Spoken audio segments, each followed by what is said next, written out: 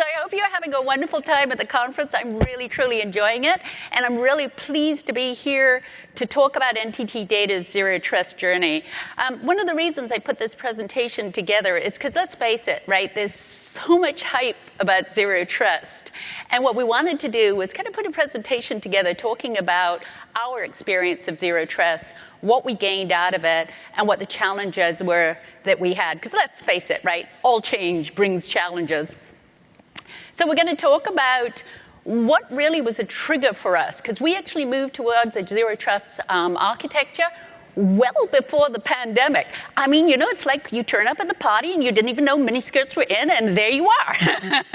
So we were before the pandemic, you know, really on this journey and understanding some of the key controls that we've looked at, and then some of the benefits as well that we've derived from this.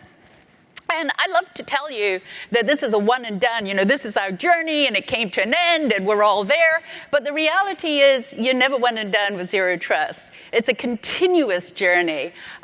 But first, let me start and talk about who we are. And why this is so relevant is it really describes what some of the challenges were that we were facing. So NTT Data Corporation really came out of the world of NTT. And NTT is an organization that was formed 150 years ago with its roots in telecommunications. And then in the 60s, they started off a part of their organization that was focused on kind of networking, digital, all of the rest, and that was NTT Data Corporation. They then spun it up into its own independent entity in 1988. The NTT Data Group has approximately 130,000 employees in 225 cities in 50-plus countries around the world. And in 2020, we introduced a common network for information sharing. Now, I put this slide together because any large organization that is faced with this problem can really identify with this issue, right? We grew so rapidly through mergers and acquisitions that, that back in 1997, 1% of our employees were outside of Japan. Today, over 78% of employees are outside of Japan. That kind of change at that kind of time span is just incredible, right? I think we can all agree it's difficult securing what we have, but when you have something that's so rapidly changing, you're really faced with some real challenges. You know, you may see, if you ever watch our feed, that that journey of acquisition still continues, right? And this is just the U.S. acquisitions. So this year, we, for instance, announced the acquisition of Postlight. Last year, we announced the acquisition of Chain Analytics, the supply chain optimization company. We also have announced the acquisition of, you know, Acario, which was the IT services consulting arm. So really, you know, every year we've got new organizations joining us. And as I said, this is just a U.S. picture. I want you to imagine globally what this looks like, right? So when you talk about CISO stress, right, we didn't have one CISO. We've actually got a community of CISOs. And, you know, when you think about what they were really, really concerned about is as this rapid growth was occurring, there was really concern around the fact that these different organizations were actually managed on a regional basis. Right? And the moment we actually would connect them into the global network, then your security, as we all know, is only as good as your weakest point, right? So this concern about, okay, you know, if we have a part of an organization whose security hygiene isn't as good, that's where the attackers will come in, right? And we're a major target. So we really have to think about the problem of the weakest link. We had a huge issue around global security governance as well. You know, how long did it take headquarters to understand that an incident had occurred somewhere around the globe and that it was impacting a part of the organization? Data security. We spend $4 billion every year on developing IP. We have acquired all of these companies that essentially are consulting companies driven by IP. Data security is very much at the heart of one of our challenges, right? That's really, the value of what we do. Attacker lateral movement, as we mentioned, right? We had organizations where, each of these organizations was secured really on a local basis. So each of those CISOs kind of playing a role there. And if one area was more weak, that lateral movement could then occur. Identity and access management.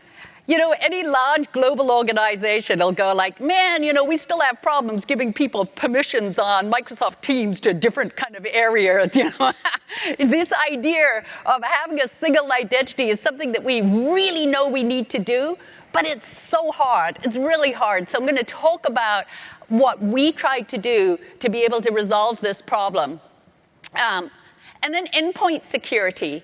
Endpoint security, most of the attacks, when we looked at the data, were coming through endpoints, right? When you've got uneven security posture on your endpoints, they form an enormous challenge to be able to secure. And if you've got things, and we had, right, new acquisitions where their users had privileged access over their endpoints. It's easier to support and add your home printers and that kind of thing, right? But it opens up a huge amount of risk. And we acknowledged that and didn't want to have that.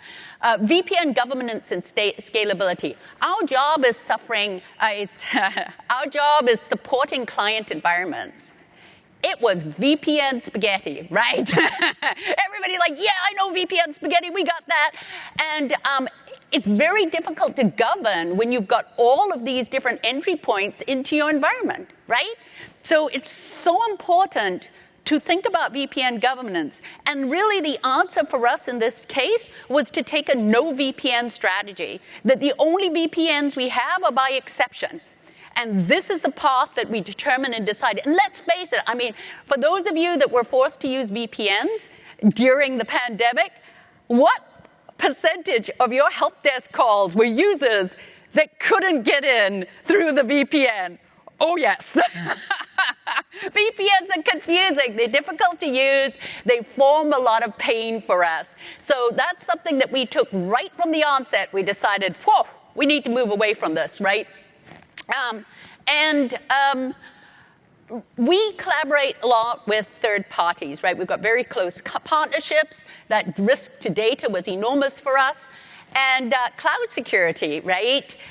The proliferation of SaaS applications, enormous concerns about, some remote office that might be using some SaaS application that's actually breaking our regulatory compliance, right? We're heavily regulated, and we need to make sure that we're secure. So huge amounts of concern around cloud security and having visibility into that as well.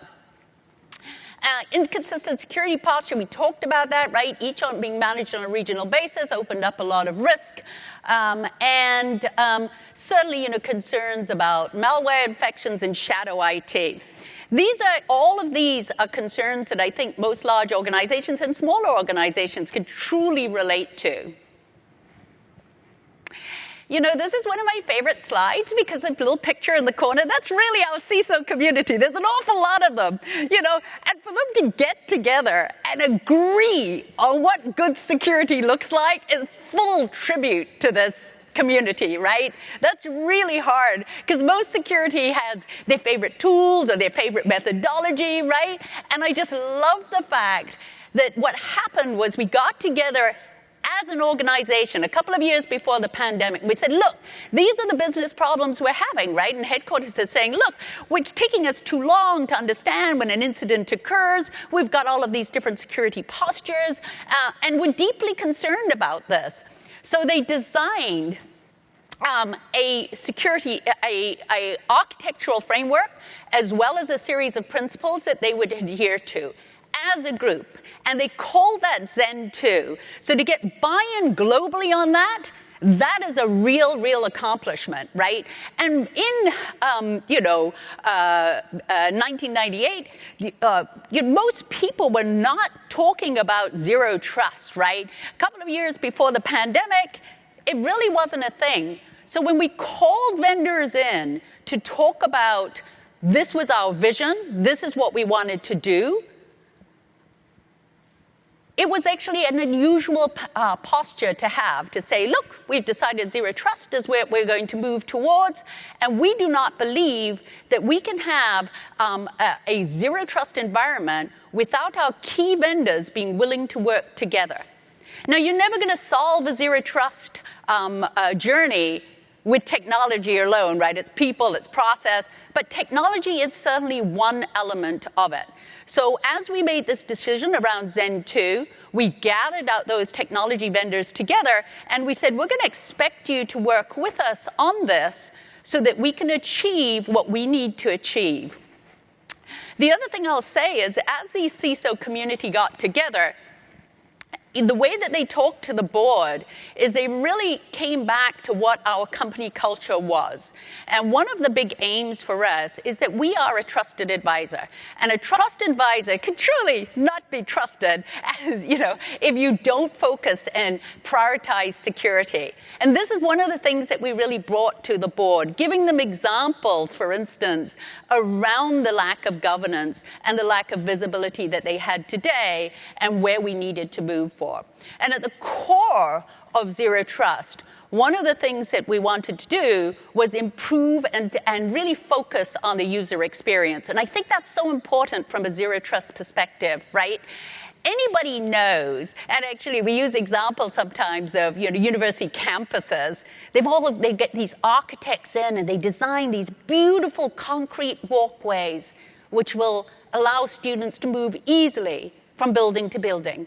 And yet, when you turn up at a university campus, you've got all these students going, right, this is the shortest way, right? I'm just going to walk over the grass. The reality is, we as security need to understand how our users are working, right? We need to work with them to make sure that the security controls that we introduce are not circumvented by them. If you're moving to something like biometric authentication, but your fingerprint reader is right at the end of the laptop, I guarantee you everybody's going to be going, cancel, I'll just enter my password in myself, right? You think about Apple's implementation of facial ID, everybody uses that because it's easy. So at the heart of our zero trust journey, we wanted to make sure that the security controls that we introduced had user experience at the heart of it.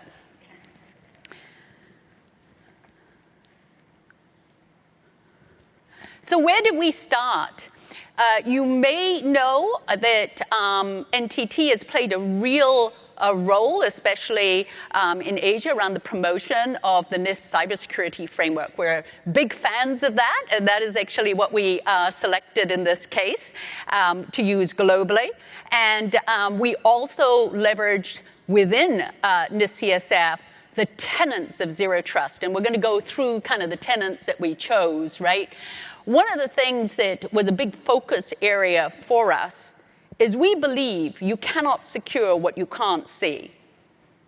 So as a very step towards this process, right, one of our mandatory requirements was to be able to see all our assets, our users, our endpoints, our applications, right, all of the resources that we had. And once we see it, we actively manage it, and then we secure it. And this is actually the mantra that is used within our CISO community, which I think is so wonderful. So here are the 7 tenets of zero trust that we leverage, right? And you can get this, as you see, I've provided the link from NIST.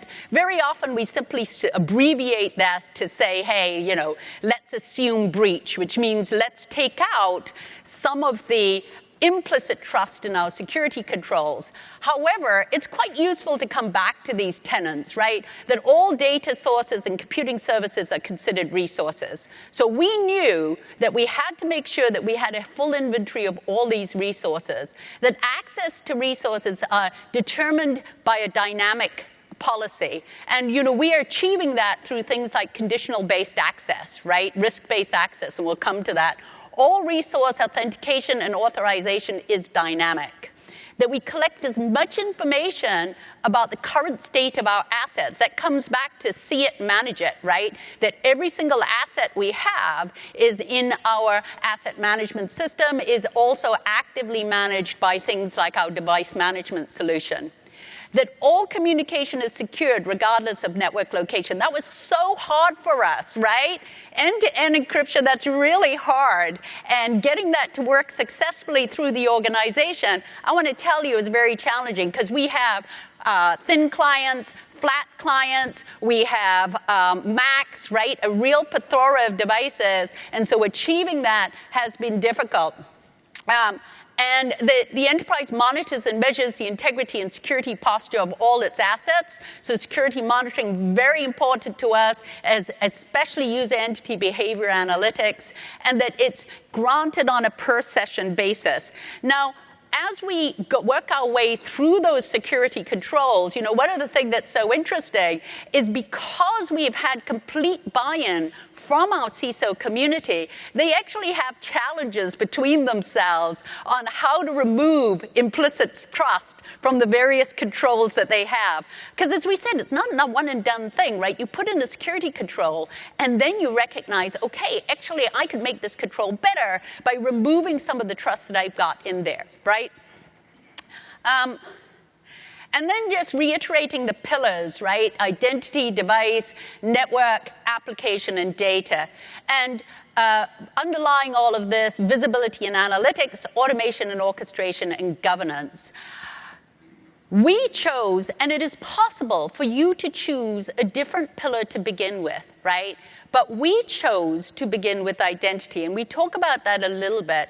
And the reason we chose to begin with identity is because to really understand whether or not you can trust that identity, you need to make sure that your repository of identities are trusted, right? That you have faith. And in a large global organization, I don't want to minimize how difficult that truly is. And you may achieve that in many, many different ways. But certainly moving towards the cloud and doing cloud-based identity is a moment, if you like, when you can look at federating identities and really move towards where you need to be. I would go as far as to say, without a reliable, trusted source of identity, you cannot achieve zero trust. So absolutely critical that we have a really good stance around this. And so, our journey began, and you can imagine, right, I've given you that history of this plethora of acquisitions, right? It would have been almost an idle sport to count the number of identity providers we had in the company, right? You're like, oh my word. And so, working out and mining for the different roles that we had, and at the same time, looking at the workflow, right? Because, we'll say it time and time again, right? The majority of breaches have an identity component in it. And while we decided to rationalize identity, we said, you know what? While we're doing this, we got to do role mining. We got to do workflow as well, so that we have an automated process for onboarding identities, and then removing them from our system. And more than that, right? While we're doing this, while we're going through and mining these roles, we're going to start architecting for least privilege and separation of duties, which is truly challenging, right? And you may choose to use a identity governance tool to be able to achieve that. But this is your opportunity, guys. You know you need a single identity. If you're going to go that way, you may as well do the extra layer of work to really do that role mining and make sure that you have a solution that will actually reduce things like overly permissioned roles. And so really, our focus has been around automating, provisioning, and deprovisioning. This is one of my favorite slides because to me, it really describes where we want to go from an identity perspective, right? And it's a theoretical slide. I want to point that out. So if you point out each row and say, hey, how does this work? It's the idea, folks. So we need to move away from this concept of a best-of-breed solution, right? We need to focus on a platform-based solution. And let me show you why I think this very heavily. So by where we used to be before is this idea of implicit trust in the sense of, let's say I connect, I enter my username and password, and I'm in, right? Doesn't matter theoretically what machine I came from or whether I came from a different location. There really was this implicit trust that if you knew your password, then you really were you. And this kind of shows that, right? So this idea of implicit trust, you request context, right? There's a static policy. You're basically in or you're not, right? So where we want to move to is this idea of doing risk-based authentication. And to do that, we need sufficient signals to make good risk-based decisions, right? So maybe I need to know, and in our case, right, we said that we enrolled all our endpoints into, device management so that we could make decisions about whether that's a corporate device or a non-corporate device. So I need my device management solution to be sending signals to my identity solution, right? That's where we're saying that these solutions have to be integrated. And if I'm connecting up from a non-corporate device, maybe you're like, okay, well, I'm going to let you use OWA, but I'm not going to let you use anything else, right? So we're making risk-based decisions around it. Or perhaps you're going to decide, hey, this identity, because you've actually got threat information coming in from something like Defender for Identity or something else, that this user account, we've discovered the password details on the dark web. So you're going to actually block that account logging in, right? Because you know there's an issue with it. Maybe they're coming in from an unusual network or showing impossible travel. What I want you to get from this slide is not each one of those lines. What I want you to get from the slide is you need all your solutions to integrate. And that's why you have to move away from a best-of-breed solution, because you want sharing of signals back to your identity system so your identity system can make good decisions about the level of assurance you need to really believe that is who they say they are. And so this is this concept, right, that we can up the assurance level according to the perceived risk. And you can only do that with well-integrated environments. I also want to talk about network, because as we moved away from identity, we also did a lot of work on the network layer. And this, again, remember those days? Hey, remember when we used to go into the work, into the little blue bubble, and we used to do work there? And that was really our traditional network environment. And then we used to do stuff like, hey, if I want to use the cloud, all my traffic goes back to work, so I have visibility, and then it goes back out again. Those were the days, right? And then the cloud came. And it may not be your only data center, but a lot of your traffic is ending up in the cloud, right? And does it really make sense to send all your traffic back to corporate just so that you can have visibility over the traffic you have? I don't think so. So really a more contemporary model, right, is that you're going through some kind of secure services edge. You need to do this. Why? Because that way, you've got a cloud-based device, all your traffic's going in there, you're going to take your traffic from there, put it in your SIM or your security monitoring solution, and you're really making good decisions. And this supports this work from anywhere model. We were remote. In fact, I'm going to struggle to find my office if I don't have Google Maps. I got to be really honest. That's how long I haven't been into my office. So really, we've been remote as an organization for the longest time. And this is just plain brilliant. Like, it has really changed. And using this as well has enabled us to do end-to-end encryption and all of the rest. And by the way, your secure services edge, of course, should be well integrated with your identity system, right? So that it's also making good decisions. So think about that framework of identity. This is also one of my favorite slides. And I'm going to go back because I think it may have gone a little fast. So this is where we want to go to. Not where we are, but from a network basis, where we really want to go to. So on the left, it's showing that traditional model. There's supposed to be a little bad guy that goes in there.